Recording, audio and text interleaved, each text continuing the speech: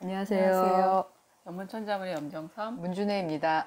자, 오늘은 제 93강의 구고심론, 산려, 소요 이 8글자를 배우시겠습니다.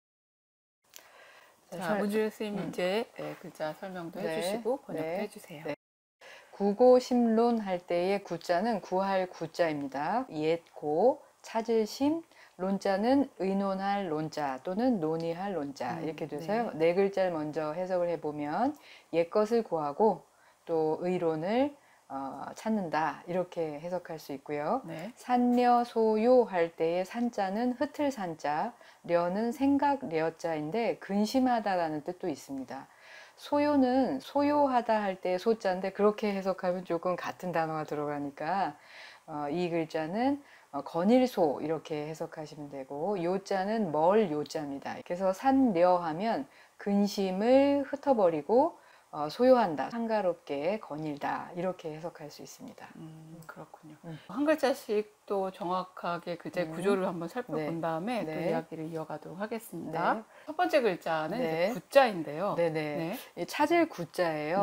근데 찾는다는 것을 나타내기 위해서 이제 이런 자형을 썼는데 어떻게 해서 이렇게 이 글자에서 찾는다는 의미가 되었는지 이제 옛날 모양을 통해서 한번 살펴보고자 합니다. 그런데 제가 여러분께 해서자형으로 제시한 것은 찾을 구자의 아랫부분에 오드가 붙어 있는 글자이잖아요. 그 글자는 가죽옷을 뜻하는 구자로 알고 있는데요. 예, 맞습니다. 설문해자에는 찾을 구라고 되어 있는 그 글자는 수록되어 있지 않고 이 글자가 수록이 되어 있어요. 그리고 오늘날 찾을 구자는 이런 형태로 소전의 아랫부분에 옛날 글자의 자형으로 소개가 되어 있습니다. 그렇군요. 그래서 원래 이 글자는 가죽옷이라는 뜻이 첫 번째 의미입니다. 왜 가죽옷을 이렇게 표현했을까 하면 옛날 글자 한번 보세요. 갑골문을 한번 보실까요? 그러면 갑골문에 이렇게 생긴 부분이 우리가 옷 의자인 것을 예전에 배웠거든요. 네, 맞습니다. 그런데 여기에 바깥에 털이 나 있어요. 그러니까 이것은 털이 달려 있는 가죽옷이라는 뜻이에요. 그래서 그것을 그대로 이제 상형을 한 거죠. 그러던 것이 이제 금문과 소전의 단계를 거치면서 옷을 좀 분리시키고 털에 해당하는 이런 자형이 안으로 들어가 버리게 됩니다. 그러면서 오늘날에 이런 글자가 이제 형성이 된 거죠. 근데 가죽옷에서 왜 찾다, 구하다 이런 뜻이 생겨났을까요? 두 가지 해석이 가능한데 첫 번째는 뭐 빌려왔다, 가차했다 이렇게 생각하면은 쉽죠. 그래서 원래는 가죽옷이라는 실물을 나타내던 글자에서 찾는다는 의미의 전혀 다른 의미를 나타내는 글자로 사용하게 됐다. 이렇게 해석할 수도 있고요. 또 하나는 원래 가죽옷 같은 것들은 겨울을 나기에 유용한 거니까 사람들이 이렇게 막 찾아서 가지기를 원한다. 그래서 거기에서 이제 찾는다는 의미가 생겨났다. 이렇게도 이제 해석할 수가 있겠습니다.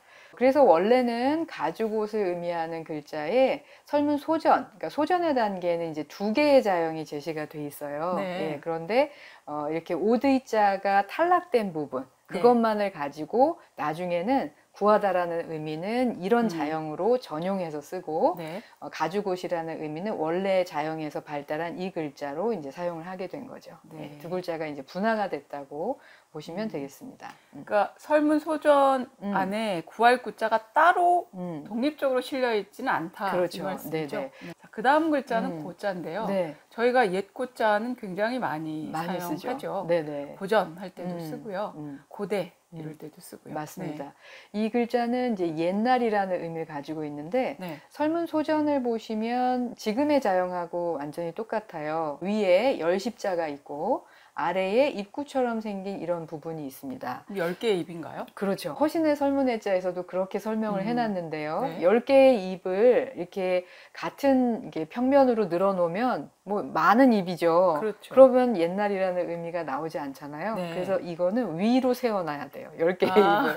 그래서 세대별로 그렇죠. 10세대를 내려온 그런 맞습니다. 말인가요? 그렇게 되니까 옛날이라는 의미가 딱 살죠. 네. 예. 그래서 허신은 그렇게 설명하고 있습니다. 네. 그런데 조금 더 오래된 글자를 가보시면 이게 조금 아닌가 하는 생각이 들어요. 네. 갑골문에 한번 가보시면 네. 이게 열십자가 아닙니다. 그러네요. 열십으로 구성되어 있지 않네요. 그렇죠. 네. 가운데 중자처럼 보이기도 네, 하고요. 맞습니다. 예. 그래서 이 글자를 학자들은 방패의 모양을 상회한 것이다. 이렇게 설명을 하고 있어요. 네. 네. 그래서 방패라는 것이 자기를 견고하게 이렇게 막아주는 것이니까. 네. 그래서 이 글자는 원래 우리 견고하다라고 할 때는 오늘날에 이렇게 쓰잖아요. 네, 옛꽃자가 안에 들어가 있는 그런 글자가 그래서 있죠. 이 글자가 나타내는 의미는 견고하다라는 의미일 것이다. 이렇게 해석을 합니다.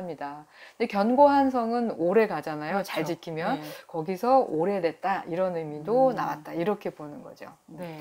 재미있네요. 옛꽃자도. 네.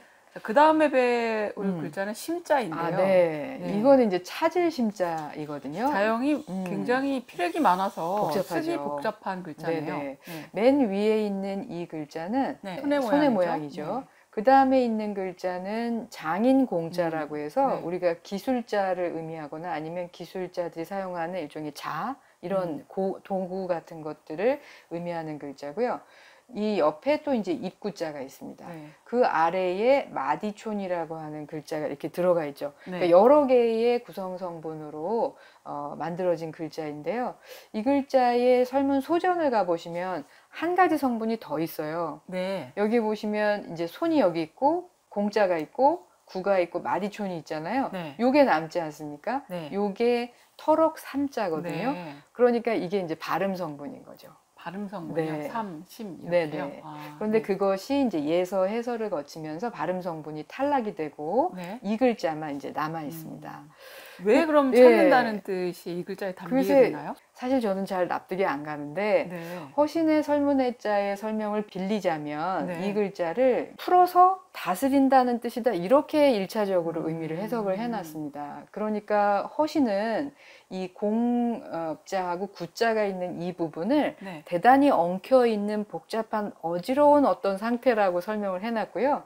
그 위아래에 있는 것들이 이제 손이잖아요. 이 손으로 이 엉킨 것을 풀어내서 잘 다스린다 이런 의미로 풀어놨어요. 그럼 찾는다는 건 복잡한 상황을 풀어낼 수 있는 뭔가 실마리를 찾아간다 이런 말이군요. 그렇죠.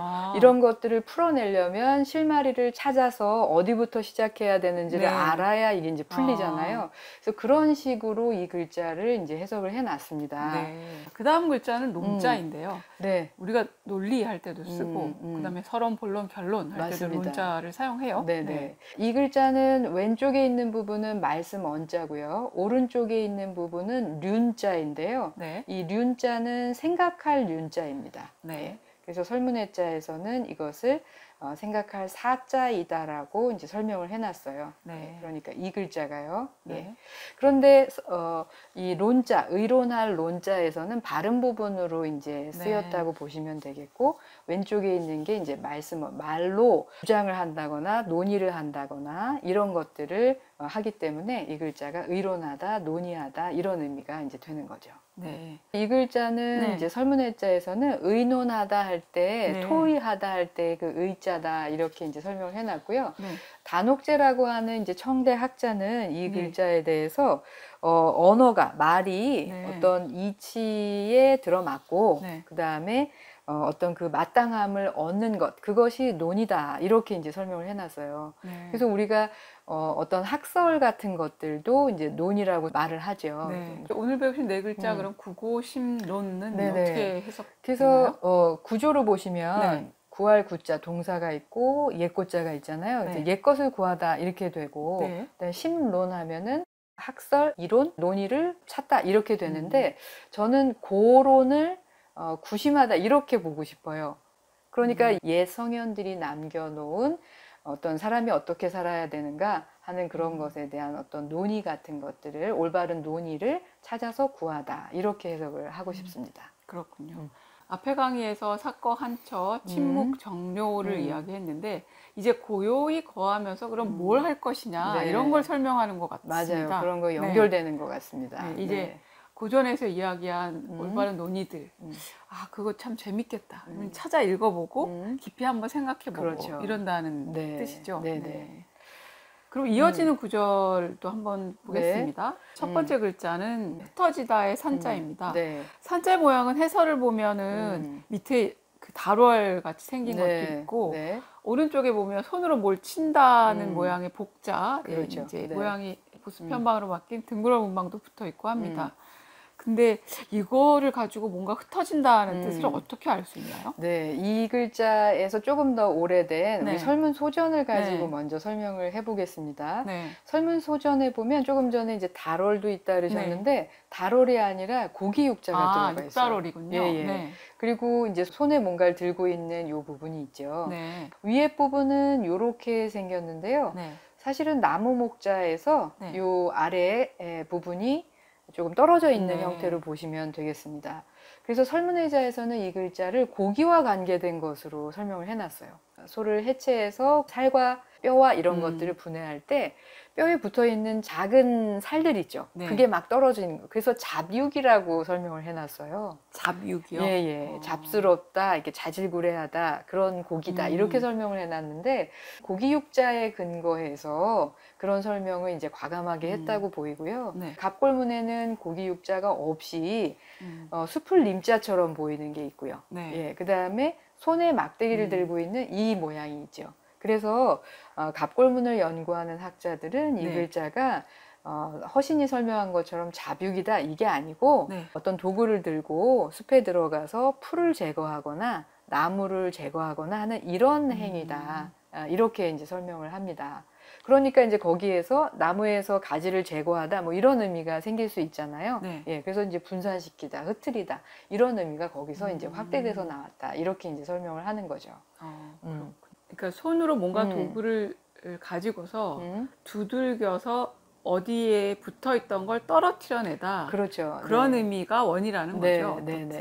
갑골문을 보면 그렇게 상상이 되는 거죠. 근데 그런 것이 금문에 와서 이렇게 뭔가가 첨가가 되고 소전에 와서는 그게 고기육의 형태를 띠면서 글자의 설명이 약간 달라지고 오늘날에는 또 위에 있는 나무를 상영했던 그 부분이 나무하고 전혀 상관없는 피렉으로 바뀌게 되어서 지금은 그 글자를 상상하기가 좀 어렵습니다. 자, 그럼 선자를 배우셨고요. 그 다음 글자는 려자입니다. 그 다음 글자는 이제 생각하다라는 려자인데요. 글자를 보시면은 그 안에 생각할 사자가 있으니까 여기가 이제 의미다라는 것을 이제 파악할 수 있을 것 같아요. 나머지가 뭐냐면 요렇게 쓰고 요렇게 쓰면 호랑이 호자잖아요. 근데 요 부분을 쓰지 않고 요 부분만 가지고 이제 부수를 만든 거죠. 설문의자에서는 이 부분이 발음이다 이렇게 설명해요. 발음이다. 지금 우리가 볼 때는 려하고 호하고는 많은 차이가 있는 것처럼 보이는데 이제 중국음으로 읽거나 고대음으로 하면 이제 모음 부분이 이제 관련성이 있기 때문에 그걸 이제 발음으로 해석을 했습니다. 뭔가를 이제 많이 생각한다는 건 마음에 많이 둔다는 얘기잖아요. 이제 걱정, 근심 같은 게 있으면 생각이 끊이지 않죠. 그래서 걱정, 근심 이런 의미도 이제 생겨나게 됐습니다. 그래서 우려하다 할 때 려자는 이 글자를 쓰죠. 맞아요. 그때는 근심하다로 해석하게 되는 거고 생각하다라는 의미로 사용되는 단어에서는 예를 들면 뭐 고려하다라고 할 때는 이제 생각한다는 의미로 해석이 된 거라고 볼 수 있습니다. 그러니까 려자는 단순한 생각의 단계로부터는 한 단계, 두 단계 이렇게 계속 조금씩 깊이 들어간 생각이다. 이렇게 해석할 수 있겠네요. 할 수 있겠네요. 자, 려자를 배우셨고요. 그 다음에 글자는 소자입니다. 이 글자는 뒤에 나오는 요자하고 합쳐서 소요하다라는 의미로 쓰이는데 소요하다라는 게 뭐냐면 한가롭게 그냥 어슬렁어슬렁 걸어다니는 걸 소요한다라고 합니다. 산책하는 것과 같은 거네요. 그렇죠. 어떤 목적을 가지지 않고 또 시간의 구애 같은 것도 없이 그냥 자유롭게 돌아다니는 거. 그것을 소요라고 하는데 그때 그 단어를 표현하기 위해서 만들어진 글자라고 보시면 되겠고요. 글자의 구조는 간단합니다. 이 안에 있는 부분이 이제 닮을 초자거든요.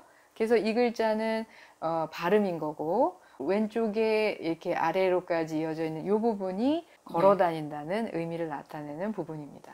요자를 그럼 같이 한번 보실까요? 네네. 요자는 소요하다라고 쓰일 때는 이제 한가롭게 다닌다는 의미고, 그 외에도 멀다라는 의미가 있어요. 그래서 멀 요자로도 이제 풀이가 되는데요. 해서로 쓰이는 것이 자형이 두 가지가 있습니다. 그래서 원래의 설문 소전을 보시면 책받침이 이렇게 이제 있고, 그 안에 있는 게 고기육자처럼 생긴 게 있고요. 그 아래에 요렇게 생긴 부분이 있어서 요것이 이제 발음 성분으로 들어간 것이거든요.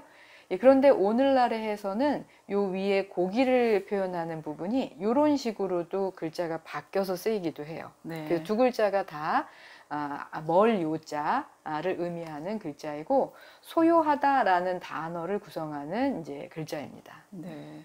소요하면은 저는 장자의 한 편명이 떠오르는데 장자의 소요유가 있지 않습니까? 그렇죠. 네. 장자가 활동하던 전국 시대부터 굉장히 사람들한테 그런 자유로운 노님, 자유롭게 이렇게 떠돌아다님, 이런 걸 뜻하는 단어로 사람들한테 굉장히 친숙했나 봐요. 네네. 그 이전부터도 시경에도 이제 소요라는 단어가 나오고 해서 아무 것에도 구애받지 않고 한가롭게 이제 거니는 것을 동경했다고 해야 되나요? 그래서 이제 소요라고 하는 단어도 생기고 장자에 이제 소요의 편이 나오게 되죠. 그러면 뒤에 배운 네 글자 산려 소요를 한번 정리해 주세요. 산려니까 근심되는 것을 다 흩어버리고 한가롭게 거닌다, 이렇게 해석하면 좋겠습니다. 걱정 근심을 털어버리고 자유롭게 노닌다, 이렇게 이제 풀이하면 쉽겠네요. 그러면 오늘 이제 배운 8글자를 한 번만 정리를 해주시죠. 다시 한번 해볼까요? 전원으로 돌아가서 이제 고요하게 모든 관계들을, 번잡한 관계들을 다 이제 정리하고 자기를 돌아보며 자기한테 집중하고 이런 삶을 살면서 해야 될 일은 뭐냐면, 옛사람들의 어떤 논의들을 찾아서 구하고 걱정되는 것, 근심들을 다 흐트러 버리고 한가롭게 유유자적하게 거닐며 생활한다, 이렇게 해석하고 싶습니다. 굉장히 여유롭고 자유스러운 생활이네요. 그죠? 자, 그럼 오늘은 이제 그 93강의 8글자를 배우셨고요. 다음 시간에 배울 8글자는 흔주루견 척사환초입니다. 자, 그럼 오늘 여기까지 하겠습니다. 감사합니다. 지금까지